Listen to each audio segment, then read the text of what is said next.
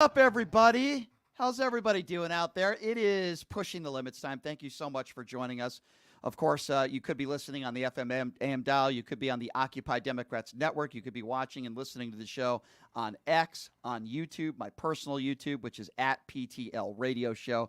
And boy, do we have a big show lined up for you today. We got a lot to get to, including Kyle Rittenhouse being paid by Turning Point USA to speak at a college university. Yes, we're gonna get into that a little bit later on in the show. Of course, the big news and the news that everybody is talking about today is Trump's speech in Ohio over the weekend. And he said some things that, again, it seems like so many Republicans out there are trying to explain, trying to backtrack Donald Trump's comments.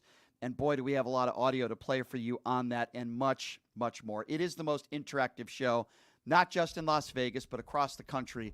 And, of course, we'll be taking your phone calls later on the show. And it's Monday. So what does that mean? Our residential liberal of the PTL radio show, we always love having him in every Monday. He is Chris William Wynn, joining us in studio. C. Wynn, what's going on, man? It's going great, Brian. Good to join you on a Monday. Of course, you mean to tell me Donald Trump said some wild things in a speech over the weekend? Wow. That's shocker, right, Chris? That is absolutely blowing my mind right now as I roll here with a Brian Shapiro run on a Monday here on PTL. Yeah. I'm over the wall, excited to get ready to break down all things Donald J. Trump as far as speeches and across the board. Also, hey, madness is fine, right? Madness, and it's March, and of course we have March Madness. Hopefully later on in the show we'll get a chance to dive into a little bit of college basketball, right? Because it's about to take over America in a big time way. We're definitely going to break that down as well month. as Cheeto Jesus Madness in March. Before we get to the bloodbath stuff, and yes, I have an opinion on it. And, the bloodbath stuff. Oh, yeah. We're going to get to the Trump bloodbath comments in a moment. Before I get to that, let's just give us some context, shall we? Because all you right-wing MAGA morons out there, you guys want context. Like when he says grab him by the P word, you need context, right? Well, to start Donald Trump's speech, I want to play you what they did before Donald Trump even said anything. He and others in the crowd, a bunch of deplorables, it was like a Klan rally in Ohio, were honoring those on January 6th who attacked police officers, the domestic terrorists, many of them still in jail, and they were honoring them, and Trump was honoring them. This is how the speech started. Please rise for the horribly and unfairly treated January 6th hostages. You see the spirit from the hostages, and that's what they are, as hostages. They've been treated terribly. Unbelievable patriots, and they were unbelievable patriots and are.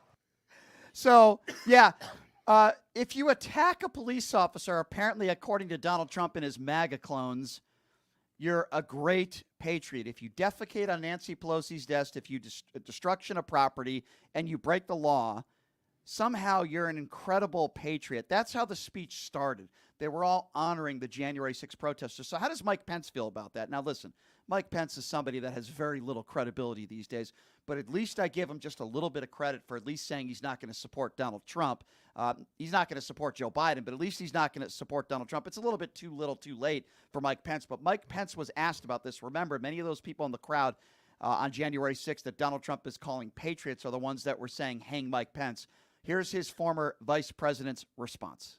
Well, I think it's very unfortunate at a time that there are American hostages being held in Gaza, that the president or any other leaders would refer to people that are moving through our justice system as hostages, and it's just unacceptable. So that's what Mike Pence had to say. Rightfully so. He's correct. What do you make of the fact that it's not just Donald Trump, these people who make speeches like the Sarah Palins and the Ted Nugents and so many on the far right like the Vivek Ramaswamis that actually they're honoring those people that many would describe as domestic terrorists, some of whom are still in jail? It's beyond disgraceful, Brian. And look, here's the deal on this. It's all based on a false premise. What do I mean? It's a false premise that what happened on January 6th is something that is noble, is something that was right, is something that was justified. It was absolutely not. January 6th should have never happened at all. It was all based on a lie that was perpetuated by Donald Trump, Rudy Giuliani, Josh Hawley, others on that day, right, that are, right now facing criticism and scrutiny when it came to what happened on that day. It's all BS. The whole day should have never even happened. And so this notion that those who have been convicted of crimes, right, and that, as you rightly pointed out, some are still serving jail time, others face penalties that's going to affect them the rest of their lives because of the decisions they made on January 6th. The idea that those people are in some way victims or are hostages or were wrongly done is so beyond the pale of ridiculous that these are the same people Donald Trump basically in his speeches trying to say that these people are patriots is directly opposite of what they're trying to portray Republicans are, and Donald Trump is. He is anything but a patriot or an American. He is someone who is anti-American, and he espouses to values that are opposite of what you would expect a patriot to be. So it's just, those of us, again, we keep going back to this over and over again, all right? The idea that those people are in some way, shape, or form victims or hostages is so not true, and it's all based on a lie that January 6th was a noble cause, which it wasn't. Obviously, I agree with you. It's despicable. Yeah. That's the word that I would use, and that's how they start so many of these speeches with the Orange Man, is honoring domestic terrorists. Well, it's absurd, but let's get to the heart of the speech yesterday, right? And I have some strong opinions on it, but let me play you the clip. The term bloodbath. Now, obviously, there's Republicans that are interpreting it one way. There are Democrats that are interpreting it another. But I'm going to give you actual proof and reasons why I don't give Trump the benefit of the doubt. But before we get to it, this was the comment, and Trump was talking about the auto industry before making this comment. But I want you to listen to it very carefully, because he doesn't say the auto industry it's going to be a bloodbath in the auto industry. He uses the term the country. Have a listen. If I get elected, now if I don't get elected, it's going to be a bloodbath for the whole. That's going to be the least of it. It's going to be a bloodbath for the country. That'll be the least of it. He didn't say it's going to be a bloodbath for the auto industry. He said it's going to be a bloodbath for the country. Now, there are Republicans out there that are making their excuses and backtracking like they always do. Alice Stewart was on CNN. She's a Republican strategist, and this is the excuse that she makes about the bloodbath comment. I believe it. Look, you have to look at, there are several definitions of bloodbath, but one of the definitions of the word bloodbath is a period of disastrous loss or reversal. That phrase is used all the time. We're talking about the economy or the stock market. That's the context I truly believe he was using in this case. That's what Republicans want. They always want context. Let me repeat once again. Donald Trump didn't say it's going to be a bloodbath for the auto industry. No, he didn't say that. He said it's going to be a bloodbath for the country if he's not reelected. Now, Maria Cardona is a Democrat strategist. Here's her take on the bloodbath comment.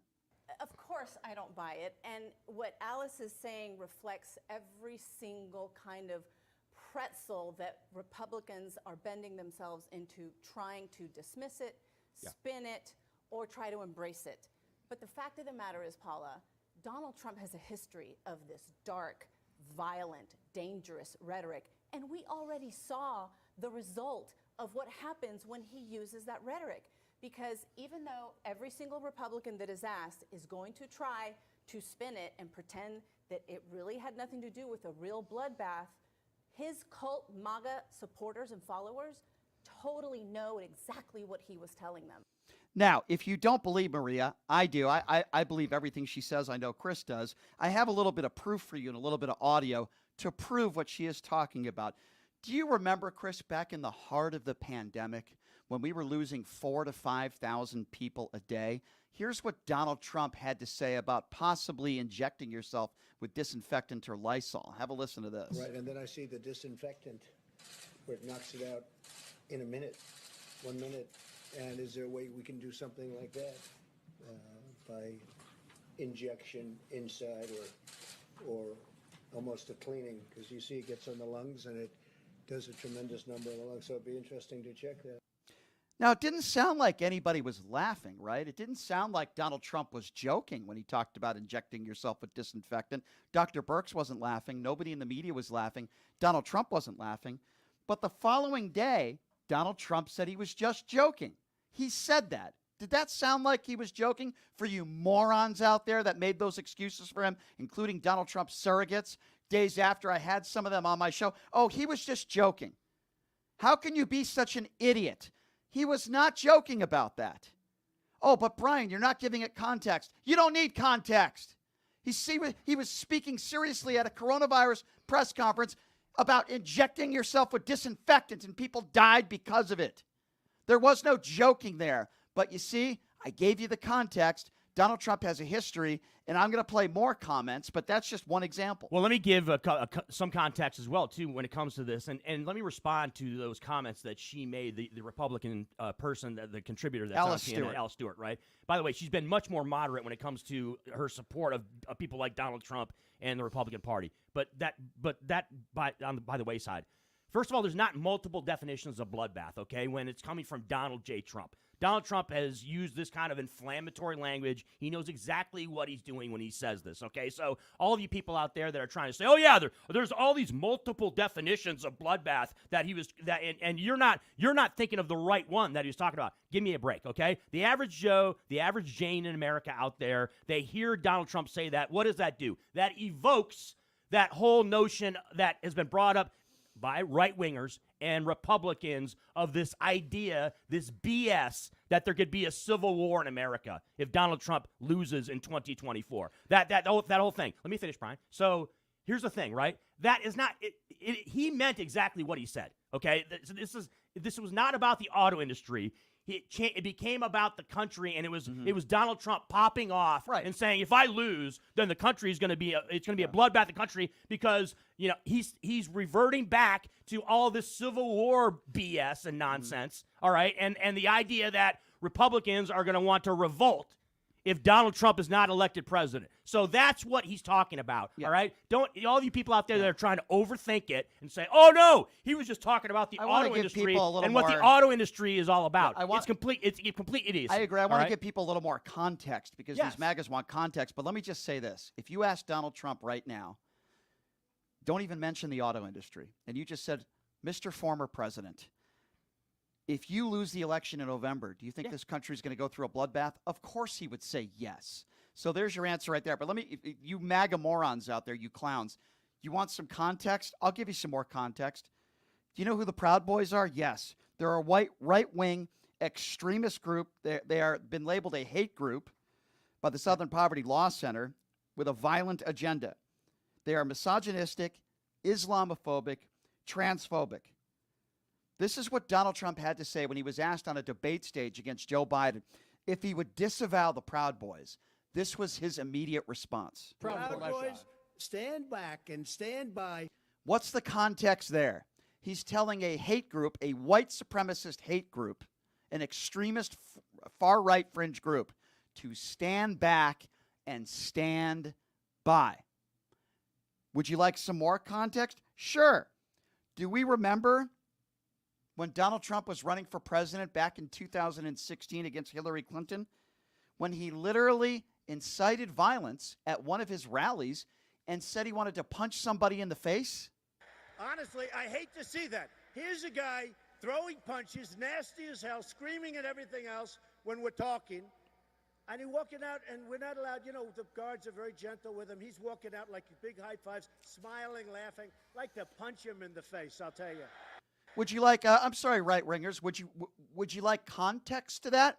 He just said at one of his rallies, quote, I'd like to punch him in the face. Now, he's also taught, and by the way, Republicans were backtracking there as well. Oh, he didn't mean it. He was just joking in a WWE or WWF kind of way. He joked. He said he wanted to nuke a hurricane without a smile on his face. And then Republicans the next day said, oh, he didn't mean that. That was just a joke. Grab him by the P word. Now, I've been in plenty of locker rooms in my lifetime. I've heard men say some chauvinistic things about women. Sure. I've never heard a guy in a locker room talk like that, and I guarantee I've been in more locker rooms than Donald Trump has. I played 2 sports, scholarship, Division I at the college level. I've been in plenty of locker rooms. But again, the excuse from so many MAGA Republicans out there were, don't worry about it. It's just locker room talk. He didn't mean it. The January 6th excuses from all these MAGA Republicans out there, you still hear these excuses to this very day. They say BLM did it. They say Antifa did it. They say Nancy Pelosi and the FBI were responsible. The Capitol Police did it. Twitter did it. Or, it was during the transition, all Americans are to blame. It's a media hoax. The media is responsible for this. It never happens. Let's pardon everybody. That's what so many MAGA Republicans to this day still say about January 6th. And when people say, oh, go back and listen to the speech, Brian, you got to give it context. Let me tell you something. If this was the first time that Donald Trump said something that incited violence, or if this was the first time that he said something that was way over the line, I would give him the benefit of the doubt. But I'm not giving Donald Trump the benefit of the doubt because I've just given context. And for all of you idiots out there that want to say that Joe Biden's in the bunker, Joe Biden's the one with Alzheimer's, in his speech over the weekend, which you won't hear on Fox News, you won't hear on OAN, and you won't hear on Newsmax, Donald Trump made the case that somehow Joe Biden defeated Barack Obama. Have a listen. He just said this over the weekend. State against Biden, in the largest margins ever. You know what was interesting? Joe Biden won against Barack Hussein Obama. Has anyone ever heard of him? Barack Hussein Obama. Joe Biden won against Barack Hussein Obama. Now, I could play you many of other clips of stumblings and bumblings out there, and I could play you the horrible, despicable things he says about those that are coming into this country, legal or not. But the bottom line here is I'm not giving Donald Trump the benefit of the doubt. Was he talking about the auto industry before? Sure.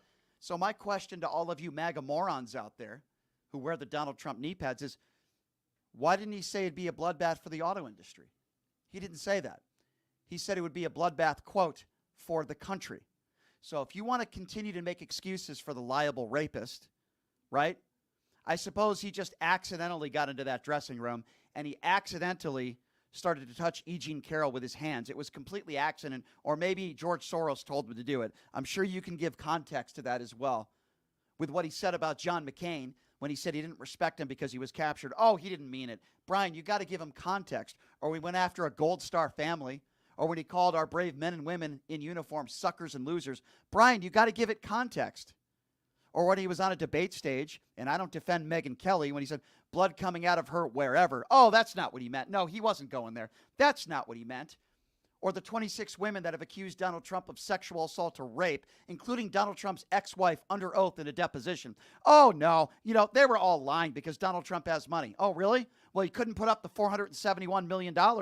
We know that. His attorneys are saying he doesn't have the money. He can't do it. Brian, you got to give context. That's just the way our justice system works. Brian, you just got to give Donald Trump context for the rape allegations and for the despicable things he says about women, about Gold Star families, about POWs. Just give him context. No, I'm not.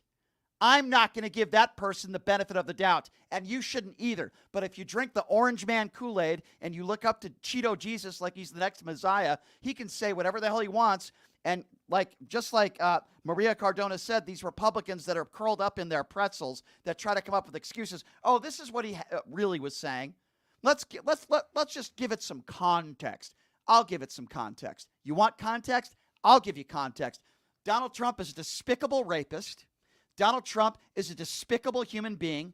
Donald Trump is a snake oil salesman who disrespects everybody and only cares about himself, and he is trying to scare you. And for some of you people that have very low IQs, it's obviously working. You buy your stupid MAGA hats, you buy your sneakers, you think it's working. You think he cares about you. Donald Trump only cares about one person, and that is Donald Trump.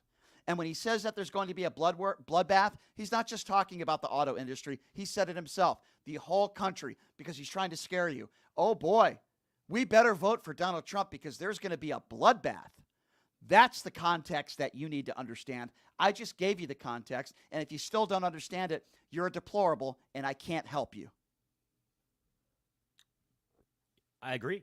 Look, let's be 100% crystal clear here. He was not referring to the auto industry when it came to the comment of a bloodbath, because there is nothing in the context of the auto industry that was happening, that was being discussed, or that is happening in Ohio with respect to a Japanese company, right?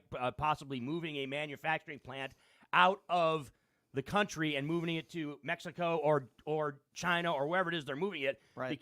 Because it is good business that would create a quote-unquote bloodbath.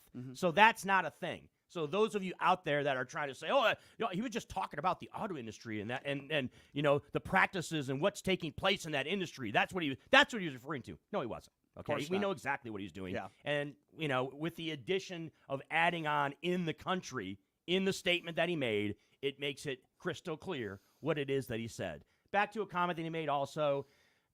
We see this coming a mile away, and all of you Republicans just want to dismiss it and ignore it and say, oh, no. It's not true. When Donald Trump uses President Obama's full name, we all know why he does that, okay? He doesn't do it so that you know exactly who it is that he's talking about. He's doing it to be, it's very Islamophobic. Right. He's appealing to the people out there who want to look at people that are from Afghanistan, that are from, Arab countries as being evil people. And that's why he mentions his middle name in there and says Hussein Obama on there. That's why he's doing it. All of you people that want to ignore it and act like that's not the reason, Islamophobia. you are all idiots, okay? That's why he does it, is because he's trying to be an a-hole, which he is, all right? And that's why he does that. Racist. So, 100%. Islamophobia, racism. Yes, exactly. Yeah. Bigoted. He Right. ends up being a He's bigot. a bigot. And he is. And he's a bigot. And there's numerous examples of him being bigoted. Okay, so again, you're entitled to your take, and there's a lot of people that have terrible takes out there when it comes to these situations. All right, but we also have the ability to call you out on your bad take and call you an idiot, call you a moron, call you completely delusional, which is what you are if you think that Donald Trump was referring to the auto industry when he was talking about, or when he was using the term bloodbath. The bottom line here is Donald Trump has a past and a history. Yeah. This isn't somebody who just used the term bloodbath and we want to give him the benefit of the doubt because he probably didn't mean what he said. He has a history of saying horrible, derogatory things about women, people of color. There's a reason why he has to pay hundreds of millions of dollars to E. Jean Carroll. Not only did he rape her, according to the judge, but he also defamed her, and he continues to do so.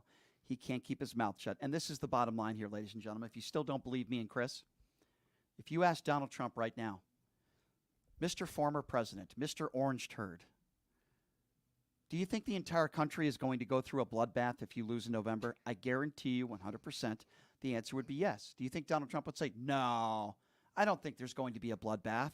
I'll be very unhappy if I lose, but the country will move forward. Of course Donald Trump wouldn't make a statement like that. He didn't say it would be a bloodbath for the auto industry. It doesn't matter what he was talking about 10 seconds before, because if he meant it would be a bloodbath for the auto industry, he would have said it. But he didn't say that.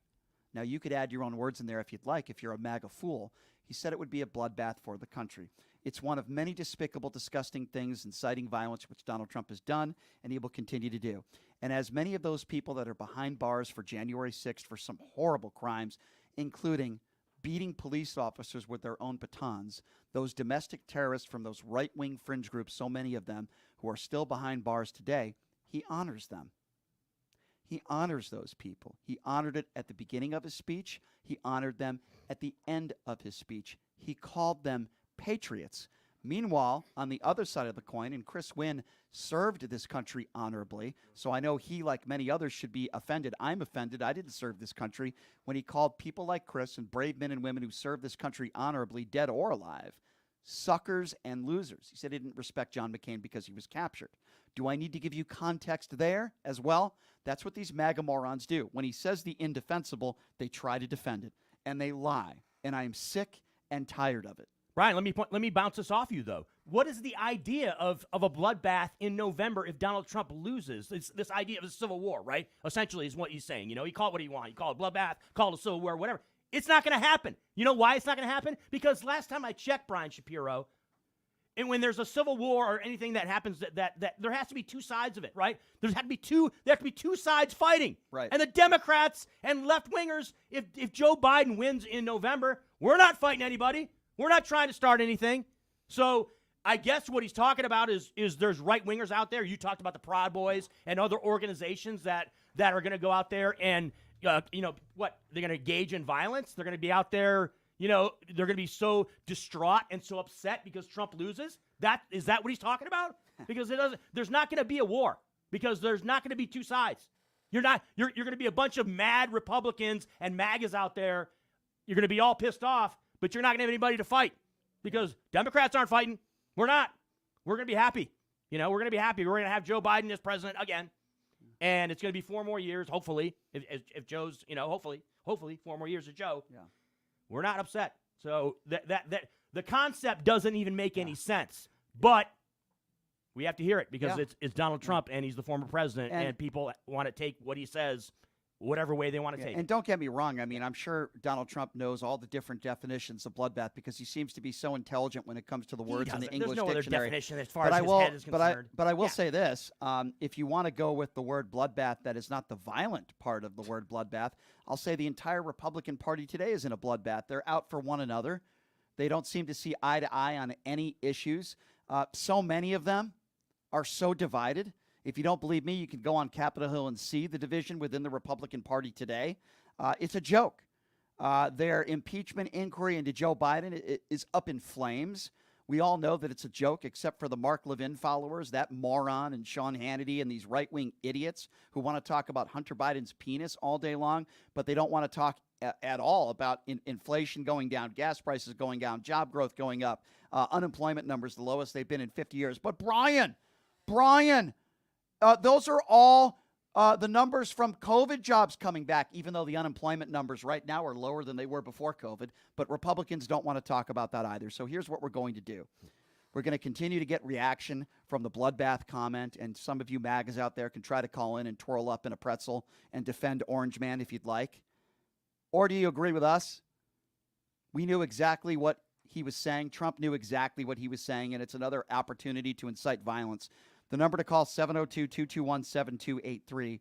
Again, that number to call if you'd like to be a part of the conversation, because we want to hear from you. It's the most interactive show, not just in Las Vegas. Quite frankly, the most interactive radio show across the country. We take so many calls every day, and we are going to continue to do so because we love all of our listeners out there. 702-221-7283. Before we go to break, if you really support this show, we want you to support our sponsors, and a great one. And we had Leo in studio last week from Pioneer Air.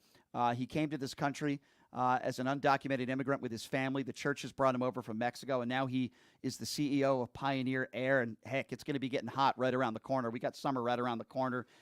Get your scheduled maintenance. They have a dedicated hotline, repair discounts, extended warranties. If you just mention the name of this show, I wouldn't call anybody else but Pioneer Air for your air conditioning needs, both heat and cooling systems. They are the best, and you will get special rates and special treatment if you mention the name of this show, Pushing the Limits. Give them a call, please. 702-703-6346. Again, that number, 702-703-6346. Ask to speak to Leo over there at Pioneer Air. They are the best. You could also email them at info@pioneerairlv.com. We're going to take a quick break.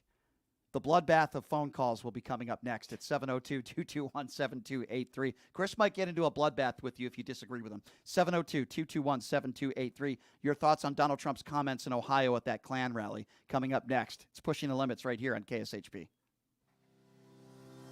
Did you know that 99% of air conditioning issues start with airflow issues? Well, guess what? Pioneer Air has your back. They've been operating for 20 years in the industry within the Las Vegas area, large enough to handle all your air conditioning and heating needs, but small enough to know your first name. Pioneer Air focuses on preventative care, much like wellness checks for humans. They believe in wellness checks for air conditioning and heating systems to extend the life of the system you own. So what are you waiting for? Schedule your wellness check with Pioneer Air today. The number to call is 702-831-4840. Here's the best news. Mention this ad and you'll receive 10% off. Call Pioneer Air today. 702-831-4840. That number again, 702-831-4840. My name is Hunter Kane, and I'm talking with you for a call to action for our veterans in Clark County. Who is Hunter Kane? Well, I'm a decorated combat veteran community leader, and candidate for Clark County Commission. Do you know no veteran has served on the commission in nearly 30 years, which is why our veteran homelessness, unemployment, and suicide rates are out of control. So here's the call to action. June 11th, vote veteran, vote Kane for Clark County. Let's rally behind someone who's been in the trenches, who knows the sacrifices, and who's committed to making a real difference. Join the campaign by searching Elect Hunter Kane on social media or go to www.electhunterkane.com. Voters want safe gun reform, ban military assault weapons, including AR-15s, have universal background checks, and red flag laws. I am Eva Chase, a candidate for Nevada State Assembly District 16, U.S. Air Force veteran, college graduate, progressive independent candidate, fully transitioned transgender woman, former lieutenant governor candidate for Nevada in 2022, where I received 7,212 votes in the Democratic primary. Follow me on Facebook, X, Instagram, TikTok. Donate to my campaign bot fun account and stay progressive. Who would have thought there'd be so many kids playing ice hockey in the desert? Jake Helb's Hockey Foundation and the Las Vegas Ice Warriors, founded by Gina Yusufzai 8 years ago, made it possible for families who can't afford the equipment and fees. Donate today at www.hockeyforkids.org and help us continue making a difference. Join us in supporting Jake Helb's Hockey Foundation and the Las Vegas Ice Warriors, where every kid gets a shot at the starting line. Just a reminder, our website is www.hockeyforkids.org. Residents of Las Vegas Ward 5, are you ready for a brighter future? I would like to introduce myself, Dr. Erica Smith, your People's Choice for City Council. With a vision for progress and the fortitude to make it happen, I am committed to moving us forward. I am not just a candidate, I am a fighter for you. With myself on the City Council, you can expect a real change and a community that thrives. Vote for Dr. Erica Smith, because together we're building a better tomorrow. To learn more about me and my campaign, go to www.ericaforlasvegas.com, paid for by the Vote Dr. Smith Committee.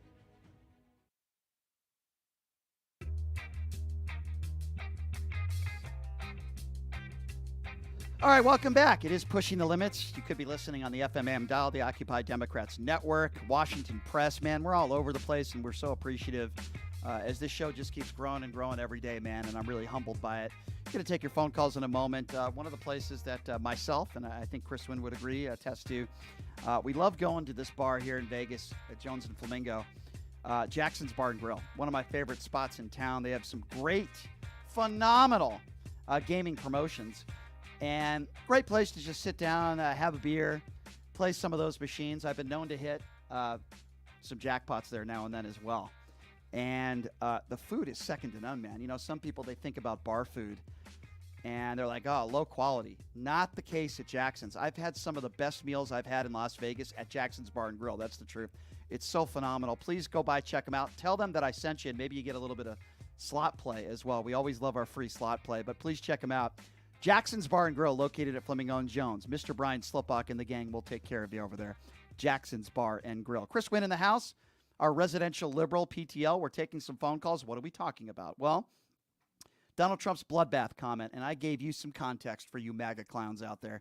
Yes, I gave you context. What was the context? Well, the context was all the despicable things and the incitement of violence. The guy did a speech at a campaign rally, and he said he wanted to punch somebody in the face. That's the guy that we should give the benefit of the doubt. Oh, by the way, one other little small tidbit. He didn't say it's going to be a bloodbath for the auto industry. He said it's going to be a bloodbath for the country. All right, Chris, let's get into it. 702-221-7283. Why don't we start off with Manny? Manny is first up on Pushing the Limits. Hi, Manny. Hey, how's it going, guys? Good. What's on your mind? I'm hearing you guys talk about how great the economy is and all that. Did we say that? Did we say the economy was great? No, I never said the economy was great. I said it was headed in the right direction. Yeah, it is going in the right direction. Yeah. But go ahead. Go ahead, sir. Okay. Well, it's kind of not sure what the correction was for. But yeah, because we didn't say that the economy was great. We never made a comment that the economy was great. So that was the reason for the connection, Manny. But go ahead. Okay. Yeah. So here's the thing. I mean, I'm a normal business owner. Okay. In California and Nevada. Okay. North of you guys in Reno. Okay. Seems like every 8 years I have to readjust my business in general, whether I switch a field. I used to own a document shredding company. I used to do junk removal. Okay. Now I own a towing company, and I'm actually having to get into a whole nother industry now. 23 years in business. I've been started in San Diego, Northern And California. what do you attribute that to? Are you saying it's Joe Biden's fault? I'm just trying, and I'm sorry you have to do that, but what would you attribute that to? Well, I wish I could attribute things to Joe Biden, but I honestly don't know where we're at with this guy. I do know that under Obama, when I went through his 8 years, I used to own a document shredding company. I was completely debt-free, paid off over $2 million in document shredding trucks. And I was in right around my sixth year in business. I couldn't even stay in business after I paid the entire business off. I had no debt. So I say this with all due respect. It's an anecdotal situation. And by the way, Anecdotal, I'm sorry you have to go through that. You sound like a nice guy, and I certainly don't root for that. Keep in mind, Donald Trump was the guy that said he rooted for the economy to go into shambles. I don't root for that. Can it be and I say this with all due respect, could it maybe be possible is that you weren't running your businesses correctly and maybe you possibly made some mistakes? Could that be possible? You completely didn't hear exactly what I just said. Okay, no, time. No, let me respond, man. Let me respond. You've given us some detail into that. Our perception. Manny, time out. I'll reword what Brian just said. All right, we don't know all the ins and outs as far as your business practices and your businesses that you've been involved in. We don't know all the exact details. You kind of gave us some vague details, but you haven't really made a point. You've been very vague as far as what is your point of the phone call? Like, what are you trying to get across here? That you, as a personal business owner, had to deal with some adversity as far as changing industries? Is that what your whole point? Are you trying to point the blame at Democrats or Republicans? What exactly is the point you're trying to make with respect to your situation personally and the country as a whole? Well, as the perfect point that I made, I was debt-free in my 6th year of business. Okay. Anecdotal. You're talking about a situation with you. Yes. Anecdotal situation. Okay. Yeah. Well, and this is the problem is you'll only allow my story to attribute to myself only. No, because hold it's on, you. Hold on. Okay, let me backtrack. Hold on, Brian. It's because it's your situation, Manny. Okay. Manny, it's your situation. Okay. Right? Am I wrong on that? Am I factually inaccurate? Manny, You just made me sound like I was running my business Manny. horribly. Okay, so Manny. Oh, no, I didn't say. I never said that. Brian said Chris. that. So Chris, Brian hang on. said that. Chris, Manny, I Well, want you can speak, Brian. Manny, I want to talk to you for a moment, if I may. You did make it sound Manny, like Manny, I want to Manny, I want to talk to you for a moment, if I may. First of all, I didn't say you were a horrible business owner. You asked him. I asked you a question. I'm not taking it as that. Okay, I'm not good. saying you're saying Okay, that. good. Okay, good. I'm glad you didn't. So I asked you what I believe to be a very fair question. Now, if you could give me a specific policy that the Democrats put forth, the reason why you're in debt now and you weren't in debt under the Obama administration. Which no, I'm not in debt now. I'm still not in debt. Okay. Okay, good. Good. I do well for myself because I'm happy to hear take that. care of myself. Okay, so I'm that's happy. good. That's great. I'm happy to hear that for you. So wouldn't it be the opposite? Aren't you flourishing then? You're doing well for yourself? No, that's my whole point, is that I'm not able to save. I could show that I'm not saving under this current Biden administration. And why is it's that? Very difficult. Why is that? The exact same reason why I was not able to do it under Obama. And what's the reason? Tell me. Because of the taxes, because of everything you guys are doing. How much money? Okay, so I don't know what you mean. Guys? First of all, I'm directly related to fuel. What is the very first thing that happened? Okay, so when what Joe were Biden the? took office? So you're okay. So Did we he not finally get rid of all of those fuel stuff years established ago? his point. So we Right call, finally Brian. got somewhere because I was waiting for you to say that, Manny. You are making a direct correlation and blaming Joe Biden And for Barack Obama. Barack Obama, I guess, for the gas prices. Manny, let me ask you another question in regards to what you're talking about. Do you?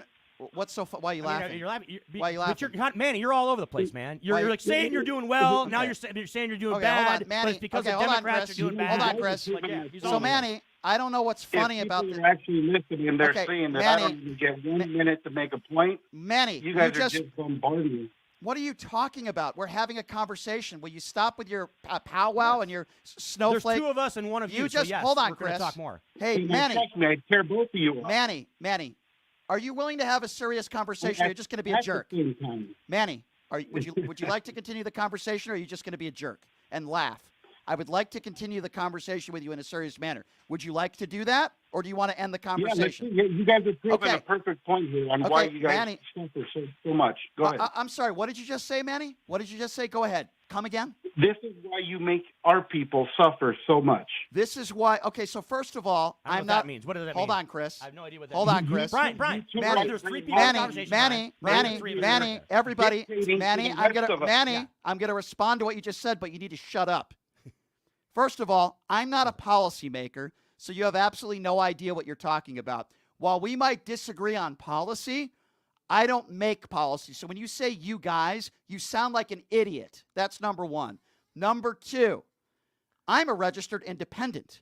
I didn't vote for Hillary Clinton or Barack Obama. So again, you have absolutely no idea what you're talking about. Now, you've now been on the phone on a show that is, all over the country for 10 minutes. It took you, he's still talking because he's an idiot. Hey, Manny, it took you 10 minutes to finally give an opinion. And your opinion is the fuel cost, the idiot's still talking, the fuel cost and the gas prices. You're making a direct correlation of that to Joe Biden. So now I would love to dissect that further. If you could stop laughing and be serious for a moment, sir. My question to you is this. Does Joe Biden set the gas prices in this country? And the two-part question is, do you not think the war in the Ukraine and maybe the pandemic might have had something to do with the rise in gas prices, which, by the way, now has gone down, and gas prices, I guess you're unaware, skyrocketed across the world. Is that Joe Biden and Democrats' fault as well? Yeah, when you mess with the world's fuel, it does. Of course it does. So everybody... Okay, gotcha. So how is that Joe Biden's fault then? Mess with the world? Okay, mess what we did? Okay. So we mess with the world? No, but your response was mess with the world. The first thing that your president did was come in here and destroy our oil pricing. Got you. So how does that? Very good take. Very solid. So very, your take. Very educated. So your take. Right by the way, I'm sure you're a very brilliant businessman. Just get off my show, you freaking idiot. He was Brian. He was all over the place. By the way, there's three of us in the Frickin' conversation. idiot. It's not just you and him. You There's three of freaking. us. I wanted to But let respond me to something directly that he said. You're fired up. No, well, again. But yes, he was all over the map, man. And the question I asked was absolutely valid. Have a point, okay? When you come on the air, he was all over the place. He starts talking about his personal situation, but then he doesn't make any connections to anything as far as his personal situation. He doesn't even say, so you just assumed that he was going to be anti-Obama, anti-Biden, which he ended up being. But that wasn't immediately the perception I got. Here's what I think. He just was like, he was just complaining. Okay. Here's what I think. But then he started to say, oh, yeah, I'm doing fine now. I'm doing great now. Yep. Wait, then you were just complaining about how here's what I think. things went sideways for you as a person, and then now you're saying, oh, yeah, I'm doing great now, though. So here's what I think. And I'm out of debt now. He was all over the map, Mr. Shapiro, everywhere. Here's what I think. That's the first phone call. Here's what I think, Manny. I think you're a terrible business person based on that phone call. You sound like a very unintelligent person that doesn't understand how basic economics work. So let me try to explain this to you, Manny. You're probably a horrible business owner, and you have nobody to blame but yourself for your stupidity, and you should go back to school. But let me explain something to you, Manny, because this might be hard for some of my MAGA friends to understand. Joe Biden and any president doesn't set the gas prices, and if you had any intelligence, you'd understand that it's corporate greed. How do I know this? The oil companies in this country have made record profits over the last several years for the last 2 decades. But you see, Manny doesn't know that. He wants to blame Joe Biden. By the way, couldn't correlate or articulate a single policy. And if Joe Biden's responsible for the gas prices that are so high in this country, by the way, they've been going down and he's not, then who do you blame for gas prices going up pretty much virtually across the world? Because last I checked, Democrats don't control the world. So Manny's entire premise makes him a complete buffoon, and that is why his businesses have failed, because he's not a very intelligent person, and he doesn't understand basic economics. By the way, you used to own a towing company. You're the bastard who tows cars and profits off of making people suffer. I can't stand people like you, Manny. Don't call back. Hey, Brian, by the way, you did trigger him by saying that you believe that he engaged in bad business practices. Actually, you didn't say that. You asked him the question. I asked did him the he? question, And yeah. that triggered him. Yeah. And he was not, again, he wasn't someone who, I don't think he's Yeah. he's By very the bright. way- So he interpreted that as you By the way- telling him that he's a bad businessman. By the way, and that's why I Manny's- got upset. Manny, Yeah. who used to own a towing company, and by the way, I'm actually glad that you lost your business. He's the kind of guy that would tow a handicapped lady parking on the side of the road illegally for 45 seconds. That's the kind of guy Manny is. Oh, no, should I blame Joe Biden for that? No, I'll blame Donald Trump for your stupidity. 702-221-7283.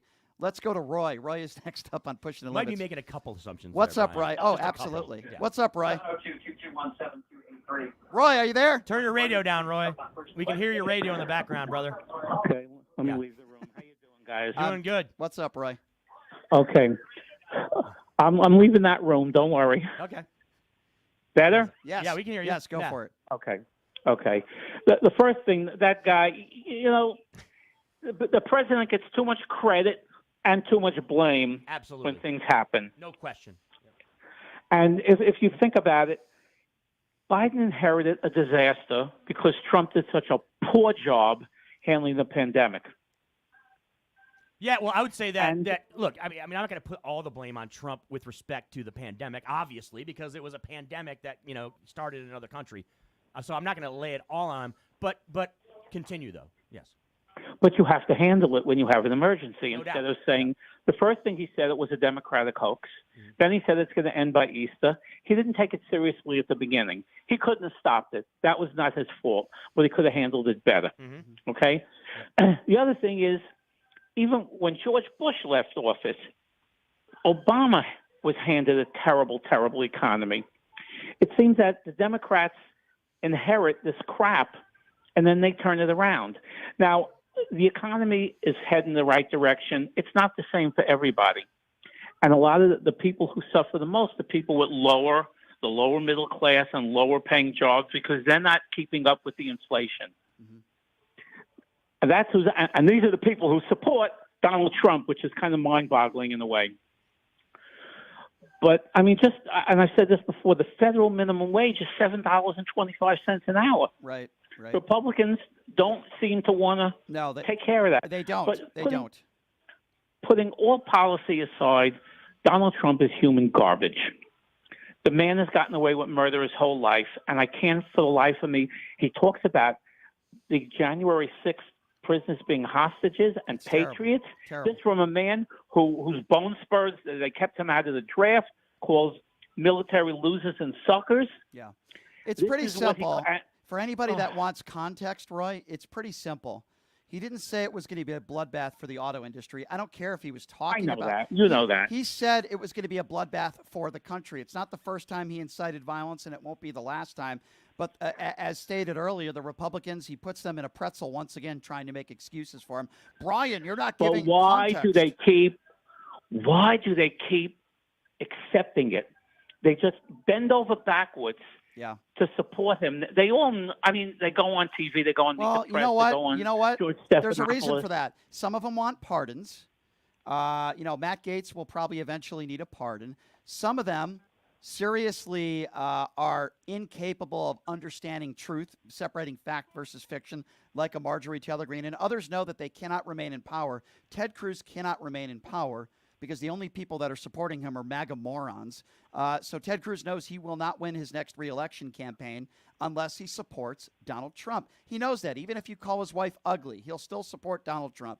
It says all you need to know about these despicable turd excuses for a human being. And I think we need to send Ted Cruz back to Cancun. Matt Gaetz, we need to send him to Venmo jail. Marjorie Taylor Greene, we need to send her to Pedophile To a mental Island. institution. Yeah, Roy, it's good to hear from you, my friend. I got to get to Take some other care. callers, my friend. Thanks, I appreciate you, Roy. Thank you. 702-221-7283 is the number to call. This next phone call could be a bloodbath. Are you ready for this? It could be a bloodbath. Let's go to MAGA Patrick, who's next up on Pushing the Limits. Hello, Patrick. Hey, Patrick. What's up, guys? Just wanted to let you know, man, I do disagree with Trump in regards to this comment about bloodbath being in November. It's quite apparent. The whole world has been in a bloodbath since Biden took office in 2020 with the wars, Ukraine, hundreds of thousands of people are dying. Israel, we got Gaza being innocent, women and children being killed. We got 20% inflation since Biden took office. That's not true. It's We got not at 20%. cannibalism. That's not true. It's not at 20%. Where do you get that number from? Where do you get that number from? It's not at 20%. Prices are up 19%. Inflation is down. Inflation is down. Inflation is down to 3%. That's not true. It's not at 20%. So let's go back.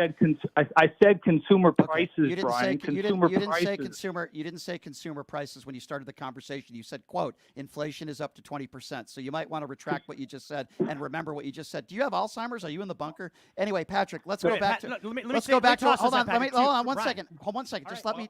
Go ahead. And then your turn. There's three of us. Okay, so Patrick, you're blaming Joe Biden for what Hamas did. Since the mid-'80s, they have been terrorizing the Israeli people. So you're blaming Joe Biden not only for the actions of Hamas, but you're also blaming Joe Biden for the actions of Vladimir Putin and his evil murderous regime. And you say it's all Joe Biden's fault that there's a war between Russia and the Ukraine, and you're also saying that the reason why Hamas did what they did is they said, oh, you know what, we want to kill a bunch of innocent Jewish people, but we're going to wait until Trump leaves office. We're going to do it under Joe Biden. Do you realize how ridiculous that sounds? Well, it apparently happened, Brian. Obviously, there's no wars that were taking place. So did China create? Okay, so let's go with that. By your logic. Yeah, let's go with that. By your logic, you would also claim then that China created a virus called COVID, but they wanted to wait until Barack Obama left office, and they did it under Donald Trump. By your logic, you would say that, right, sir?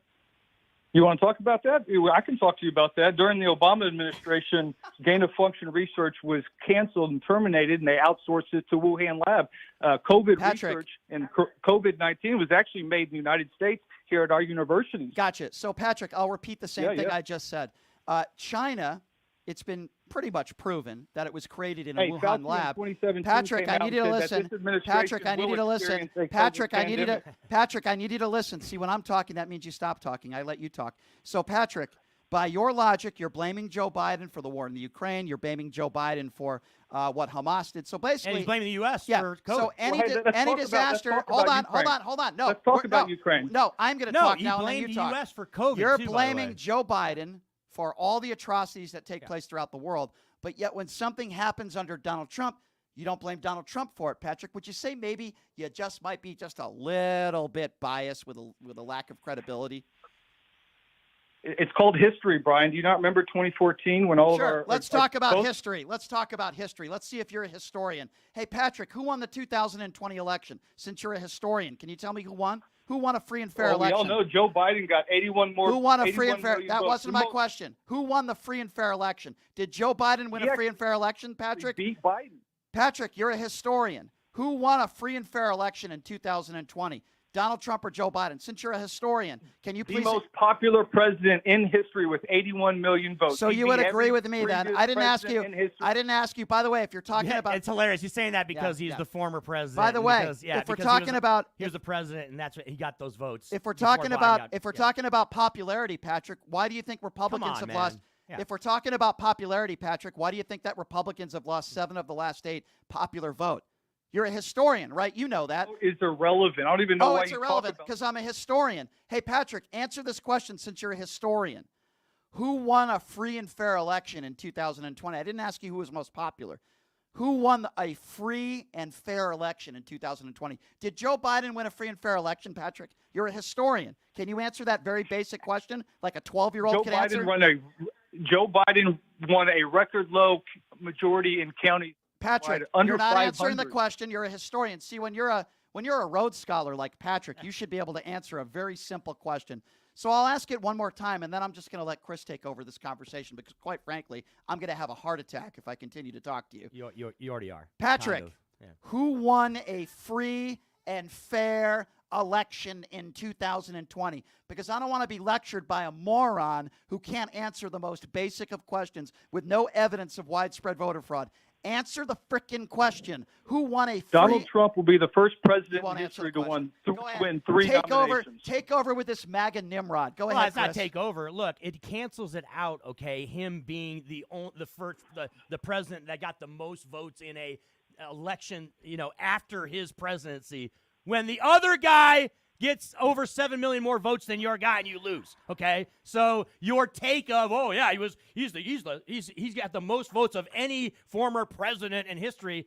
It doesn't matter because he lost to Joe Biden in that election. It's a ridiculous take. Oh, by the way, your take at the beginning of this phone call, too, where you said, well, the world's already in a bloodbath, because of quote-unquote inflation and because of the war in Ukraine and because of the conflict in the Middle East, which, by the way, you named two things that are going on that are absolutely significant, right? But there are hundreds of countries on the globe that are not at war. There are the percentage of places that are involved in conflict and war. What do you mean, what am I talking about? You said that it was a bloodbath going on in the globe at the start of this phone call, and then you mentioned the war in Ukraine, and you mentioned obviously the conflict in the Middle East and Israel. Yeah, let's talk about and Israel, Haiti, Gaza. too. So Haiti's no, got but then you cannibalism. tried to insinuate that it's all because of Joe Biden and the Biden administration and that they're responsible for these conflicts, and you're ignorant to exactly why those conflicts have taken place. I have a question. You do not know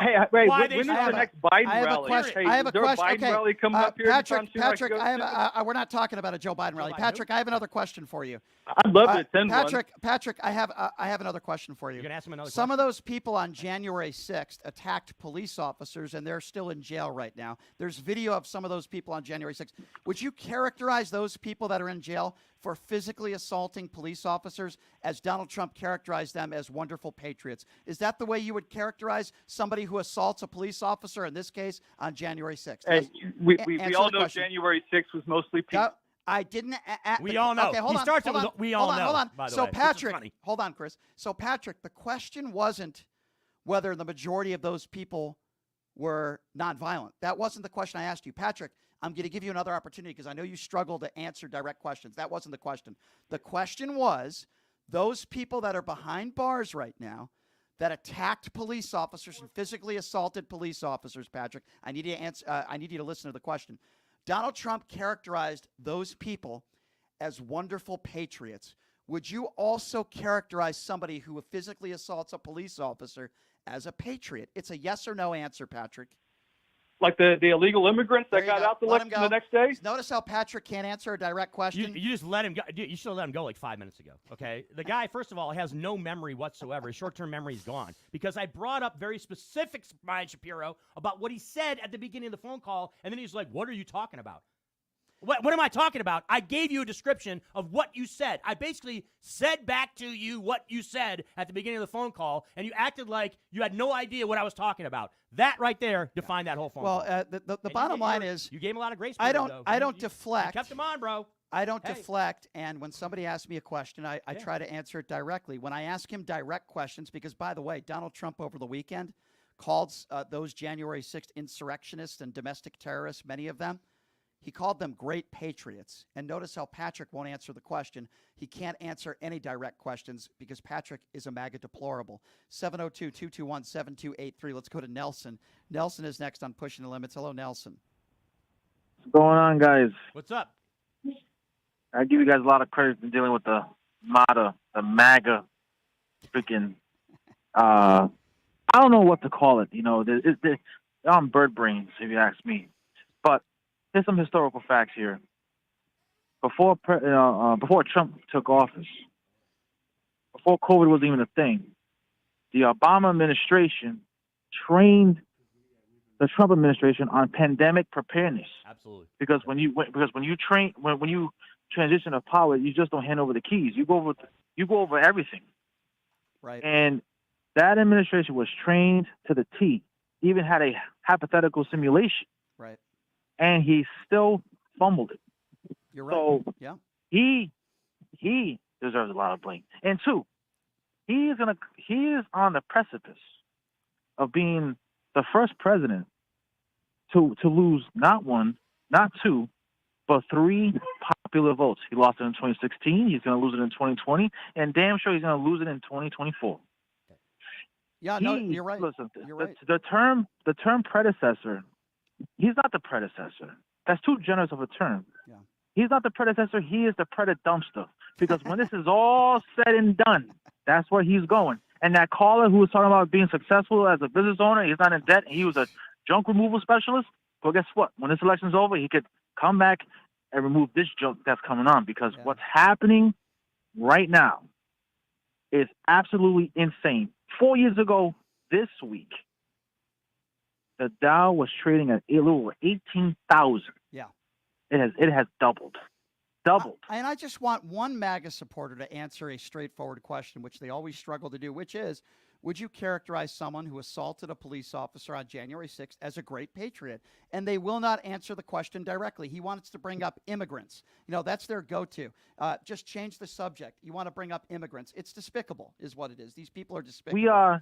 We are pumping 13.2 million barrels of oil a day in this country. A day. More than ever. Yep. More than ever. And it's like, no, you can't point the finger. This election, the Supreme Court didn't want to do his job. We all know that he is, you know, he should be banned from kicked off the ballot.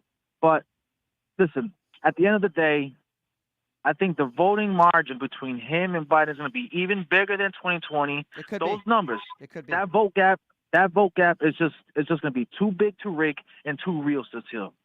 Too real to steal. I think you're right. I think you're right, my friend. Really good phone call. I think you made really a lot of good points, especially about COVID, and I appreciate your call, sir. Thank you so much. In response to that, too, Brian, when it comes to the COVID response team, that was directly addressed by the media. They talked to him in 2020 when one of the reporters, I believe, from NBC asked him flat out, said, look, do you think that when it comes to the response to COVID, you disbanding that team, you know, is something that could have hindered, you know, our response to it? And what is Donald Trump's response? It's a textbook Donald Trump response. Well, I just think that's a nasty question. Another example of Donald Trump just wanting to deflect away. And this has been happening a lot with Donald Trump, right? He refuses to accept any personal responsibility in situations where he absolutely has responsibility, right? When you disband a COVID response team, all right, and you take that away, that is something that is absolutely something that can be pointed to and said, hey, you know, you probably shouldn't have done that. When the biggest, you know, pandemic since, you know, the early 20th century comes down, you know, so it's another perfect example of Trump just not wanting to take any responsibility whatsoever anytime something goes sideways. 702-221-7283. Let's go to Bob. Bob is next up on Pushing the Limits. Hello, Bob. Hello. Hey, Bob. Hey, I was wondering if you guys might be able to clear something up here that I can't seem to get any answer off of anybody in the MAGA party that can tell me what exactly the Republicans have done in the last 50 years for the working man. And nobody has come up with not one thing have they named of what the Republicans have done in 50 years. I can I tell was you. wondering if you people. I can tell you what they haven't done. They certainly haven't helped you with your health care benefits. That's for damn sure. They haven't helped you raise your wage. I will say this in defense of Republicans. If you're the CEO of a Fortune 500 company, you're a billionaire, or you're making hundreds of millions of dollars a year, and you're a working man, I guess you could define that as a working man, they've probably given you some huge tax breaks, but that would probably be the only thing. For regular, everyday working people, they've done nothing but make your life more difficult, raising costs for insulin and other pharmaceutical drugs, making your benefits cost more money without raising your pay and your wages, and giving the richest top 1% in this country tax breaks every time they have the authority to do so. So I can tell you what they haven't done. The only thing I could think of in the last 50 years, and I'm only 43 years old, is giving tax breaks to the rich. Bob and Brian, I'll throw one bone to the Republicans and MAGA. The one thing that was done. He's throwing bones I'm first. going to throw it, Bob. The one thing he did between 2016 and 2020 that you could perceive it as beneficial for the working man, right? For the people, the average Joes, the average Janes, the blue-collar people in America. He took away that penalty back in 2000 when it came to not having health insurance, right? If you didn't have health insurance back during the Obama administration, it was a penalty usually around $250 to $300 a year for people if you did not get either health insurance through your company or through Obamacare. It was a penalty, right, that you were charged basically through your taxes. They took that away, which is something that can be, so it can be perceived as helping out those who are less, people that are on a budget, people that would not be able to necessarily be able to pay that $300 penalty, which is what it would be if you didn't have health insurance. Because, look, let's face it, a lot of average Joes, average Janes in America don't have health insurance because they don't want to pay for it, right? And they just take the chance. They say, hey, you know what? I'm not going to get health insurance. So that's the one thing. But other than that, I can't think of anything that the average Joe and Jane in America benefited from when it comes to all things Republicans, MAGA, and Donald Trump between 2016 and 2020. That's it. Right. Well, I think the insurance companies were behind that $300 thing. You know, they wanted everybody to pay. They wanted everybody to pay, you know, to get insurance. You know, so I think they were forced to do that in order to get the Obamacare thing through. They were forced to do that. So I mean, I don't think you can blame Obama for that because they were forced to do that. No, I didn't blame Obama. I said that's one thing that Donald Trump did. And by the way, Donald Trump mentioned that many times. It's like, oh yeah, I'm going to take that penalty. That penalty's gone. Okay, so that's the one. No, you asked the question, what's the one good thing that Republicans have done? And I pointed that out as far as that could be perceived as a positive thing. Thank you for the call, Bob. I appreciate you, and it's a very valid question that you asked. Thank you very much. I will say this. Somebody on social media said Donald Trump did a great job protecting this country. I'll start out by saying we were losing at one point during the pandemic 4,000 to 5,000 people a day. When you compare all the countries in the world to us, we had one of the worst per capita when it came to deaths from COVID. That's not protecting us. Gun violence was at all-time highs. The murder rate was beyond. And so for anyone that says he kept us safe. Well, you know the narrow-mindedness, Brian. Think about break it down. The narrow-mindedness of MAGA and right-wingers is, we didn't have countries coming after us. We didn't have terrorist attacks in our country. Mm-hmm. That's what they're thinking of when they say that. Yeah. Oh, yeah, the Trump administration protected us. Yeah. Okay? It's absurd. Give me a break. It's ridiculous. Meanwhile, their orange turd leader, just in the last few weeks, is praising dictators, writing love letters to Kim Jong-un, praising Vladimir Putin. It's absurd. 702-221-7283. We have one phone line open. Let's go to Damon. Damon is next up on Pushing the Limits. What's up, Damon? Hey, Damon. Hey, what's going on, fellas? Between Patrick and bankruptcy businessman guy, what was the original topic? Well, that's the thing. We were basically talking about Trump's speech over the weekend, right? And he was in auto industry country, right? Ohio, Michigan. He was in the Midwest, right? And he was making a comment, and he went off the cuff and went with the old bloodbath comment and referred to it in the context of the entire country and wasn't talking about the auto industry and what has happened. So there's this thing going on now. It's not really a thing. It's just MAGA people want to say, oh, no. You just don't understand what it is he meant. You don't understand the context. He was just talking about the auto industry. And then there's people like myself and Brian Shapiro and others who correctly point out what it is that he meant. And he was talking about the 2024 election, obviously, and if he does lose, which he's going to lose, and that there's this idea that the country's going to be lit on fire because Trump loses the election. I'll tell you what's going to be a bloodbath when Melania Trump eventually divorces Donald Trump. That's probably going to be a very big bloodbath. But, that's what we're talking about, Damon. Right. And, I'm calling in to let you know, Brian, I agree with him. I really do not think that these people are going to go quietly. I really don't. It's going to be at least a January 6th type event. Maybe in a state, might not be the capital. Wouldn't surprise me. But I don't think so, Brian, because Biden is the worst nightmare they can have. And the worst thing to a white supremacist is not being a Negro. The worst thing for a white supremacist is to be a Negro lover. And Biden, over from Obama to Kamala to the Supreme Court justice, he's been showing over and over again he's a Negro lover. And that's why they detest this man and won't give him any credit, because he's helping out the people that they want to keep down. But let's give credit to the liable rapist. He's very good at assaulting women. That's what the Republicans will do. Yeah, he's the Lord and Savior, the guy that's facing 91 felony counts. They're all Democrats. I heard that frickin' idiot, Mark Levin, with his stupid, boring television show. I can't listen to him for more than 2 minutes. He's so dry and boring and stupid. But Mark Levin goes on his stupid show last night, and he's making the case that they're all Democrats that are going after Donald Trump in the courts. And I say to myself, really? I didn't know Jack Smith was a liberal. I mean, they just lie. And they want to call liberals and Democrats liars. They lie. And any single time, like if a judge throws out some of the accusations put forth by Donald Trump, and if a judge throws that out, they're a wonderful judge. And then the next day, when a judge that's Trump appointed, by the way, is refusing to throw out the documents case. Oh, she's paid for by George Soros. I mean, they're such idiots with no credibility, these people. It's a two-tier justice system. It's a two-tier justice system. I mean, that's all you hear from these morons. But yet, if it's a Democrat that, is prosecuted for something, if it's John Edwards, if Jack Smith goes after a Democrat, prosecutes Democrat, or if it's Hunter Biden that, gets indicted again, oh, that's great. But if it's a Republican, I mean, they're unbelievable, Damon. I think we all know that. Yes, they are. Yeah. Yes, they are. And Damon, let me make a quick one point. thing. Okay, yeah, go ahead. Yes, sir. Yeah. Go ahead. No, go ahead and make the point. Yeah, I'll make a quick point as far as the references you made to, the Negro-loving, people that they're being perceived as.